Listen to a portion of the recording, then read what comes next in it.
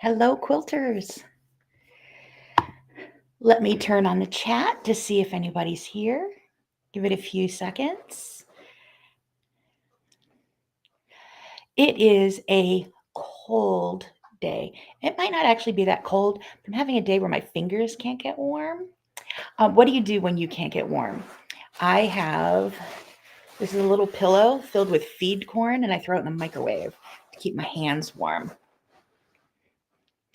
So let me know if the comments are working, because I have several different platforms I'm speaking through here, and I think I might be able to add Instagram soon with the software. So leave me a comment to let me know if the comments are working.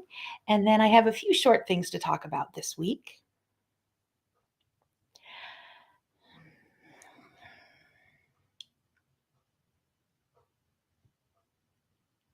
So what have I been doing? I have been working hard, and I'm pretty excited about that. Last weekend, I spoke at the Hudson Valley Modern Quilt Guild, and I talked to them about cutie quilts, the patterns I designed using 16 fat eighths.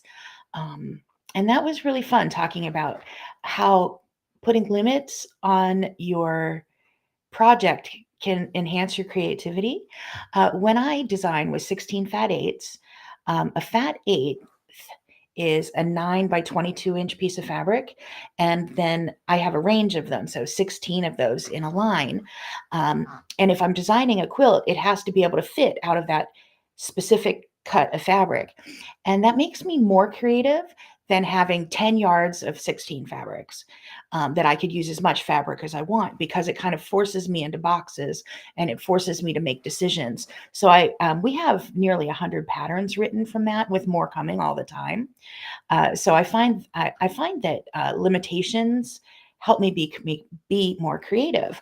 Like with the 16, I really am not in love with the number 16, but I also design with 16.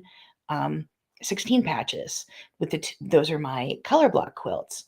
So if you that's just a weird thought about creativity. My creativity is enhanced whenever I put limits on what I'm doing and I have a box to work within. If I have a whole fabric store to pull from, it would be hard to make my decisions. So let me know if the comments are working and I can get started with other things I'm talking about. The comments don't always work. Yay, platform. So let me check here.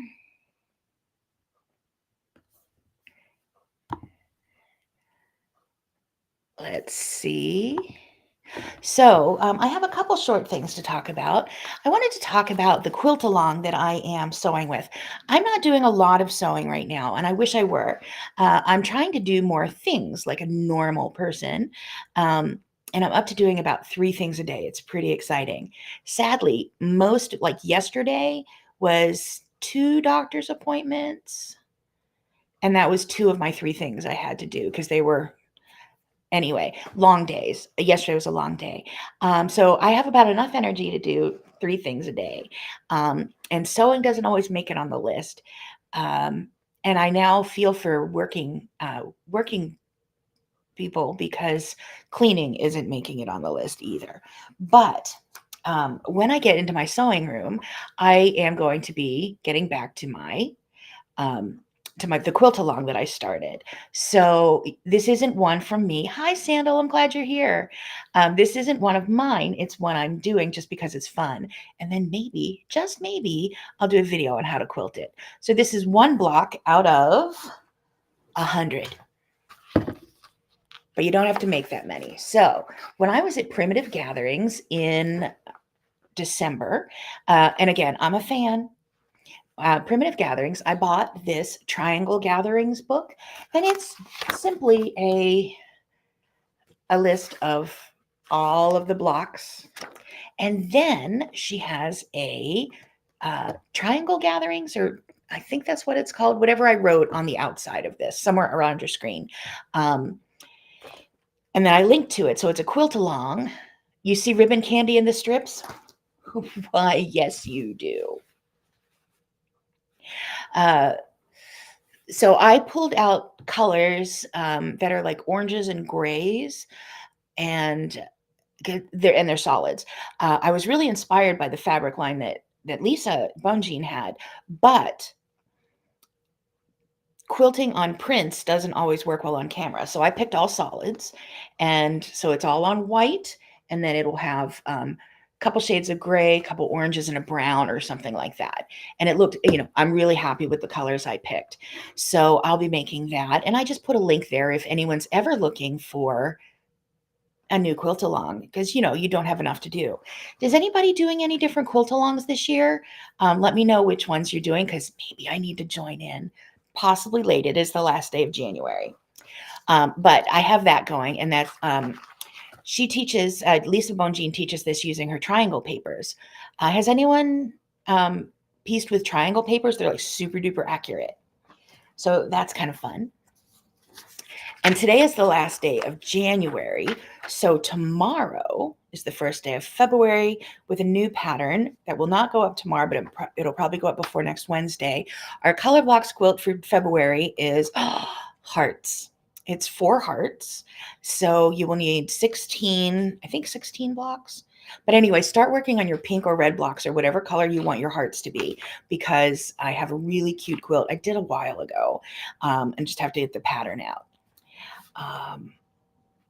So talking, hello in Florida. I want to be in Florida. I am cold. And actually, I will be here next Tuesday, I believe, because I have another procedure next Wednesday. Let me check my calendar. February. I will be here next Tuesday, not next Wednesday, 2:30 New York time. And it'll be Tuesday or Wednesday, depending on when my doctor's appointments are. I wish I were in Florida right now, because today I'm just having a cold day. We're up to 36, so it's not like it's 20 below zero or anything, but I cannot get my hands warm today. You are doing GE Design, the quickie. I'm not doing this very well, Krista. Let's see. Maybe you all can read it better than I can say it. Okay. I am doing GE Designs, Gudrun Erla, I'm a huge fan of Gudrun as well. And she's a good friend. GE Designs, the Quick Along Quilt. Why can't I say this? The Quickie Quilt Along Dina or however you say that. Yes, I've seen it. I haven't fallen into it yet, but it could happen. And the hearts for February are really fun. And each heart, I believe, is made of 4 hearts. Let me see if I can pull up a picture for you. Talk amongst yourselves, because I know I have the quilt. The quilt's done. Documents. 2024.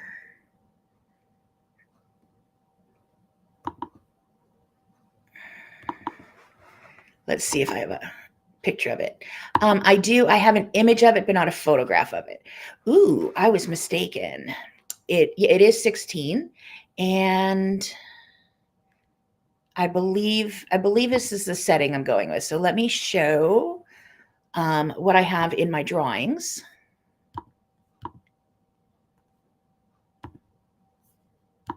There you go. So that's the hearts. And I was mistaken. I made it probably 6 months ago. That can't be right, because I can't do this. So that is not the right quilt. Let me stop sharing that. I believe that it is 4 blocks to make a heart is what I believe.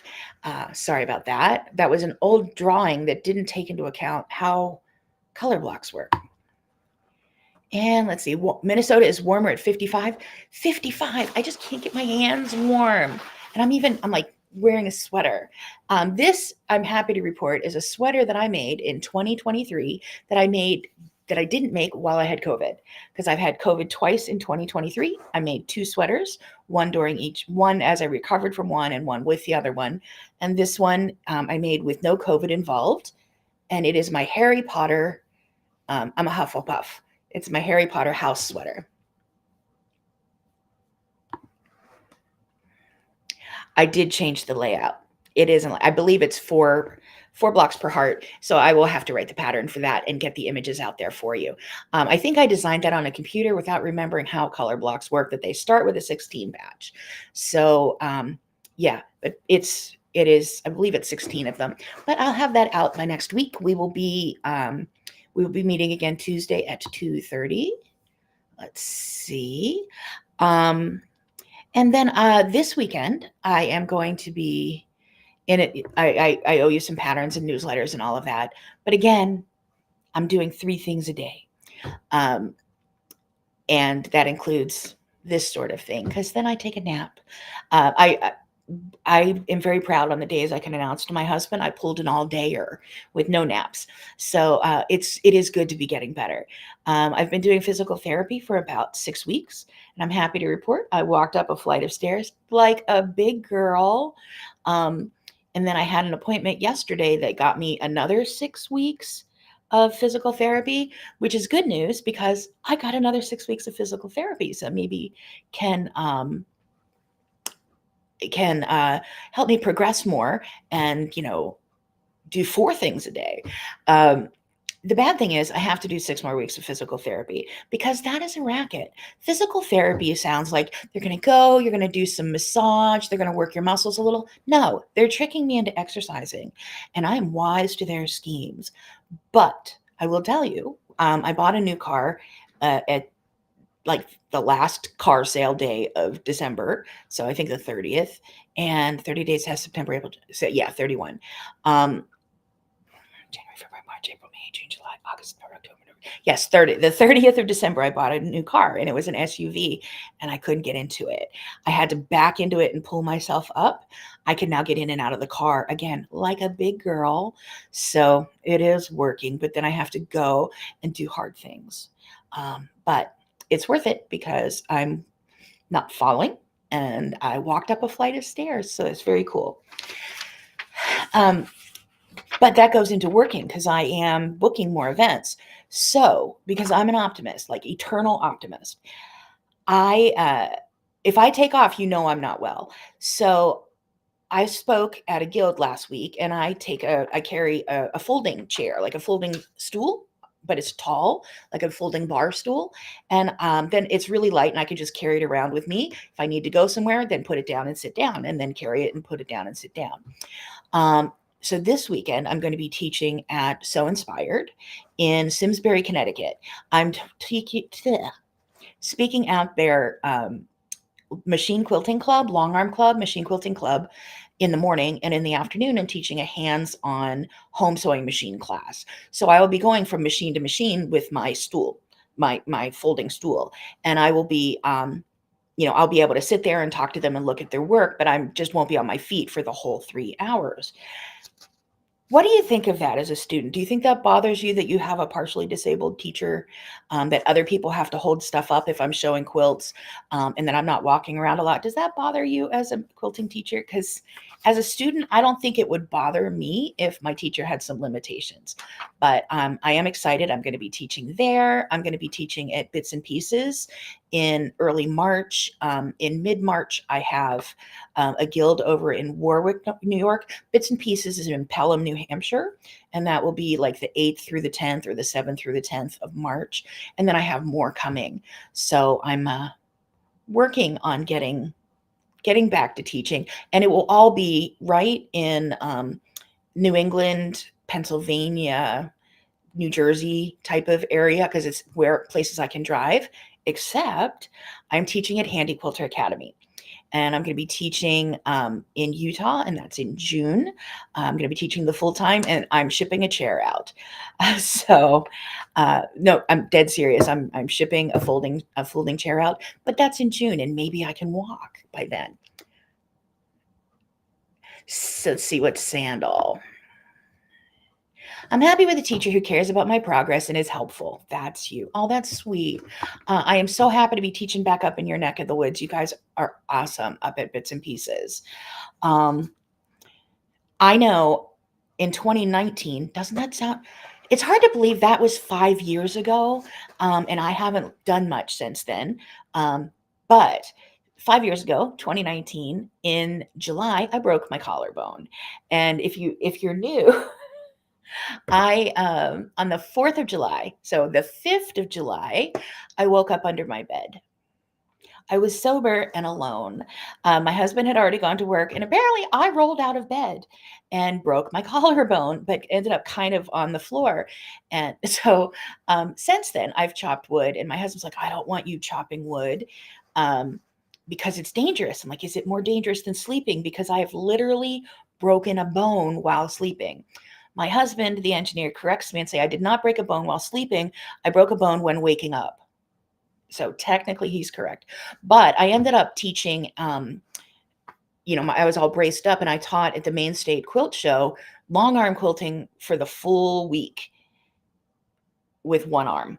And I taught rulers with one arm, which was interesting. But my students were fine passing out papers and rolling fabric, and everybody was great. So that let me know. I think the quilters will be okay if I end up having to sit down. Let's see. Hello in Pennsylvania. I will not be teaching in Pennsylvania, but I will be in Pennsylvania because I'm going to go visit my mom at some point. Hello, Madeline Santiago. I'm so happy to see you. You are a sweetie. So my hearts for February are for you. I finally figured out how to do this. Yeah, that's how old I am. So anyway, that was my quick update. Was the 4 things I had were I'm doing a quilt along, which may end up with machine quilting videos on how to quilt that. That is in the link in the box somewhere around your video, and that is over with Lisa Bonjean from Primitive Gatherings. Did I mention I love her stuff? I'm a fan. And then I spent a week out there. I'm even a bigger fan. Let's see. Hello, Bev in Ohio. I hope to get out there at some point. That's reasonable for me, just because I have family in Pittsburgh. So it's oops, I have to teach in Ohio. Let's stop and see mom. Let's see here. There we go.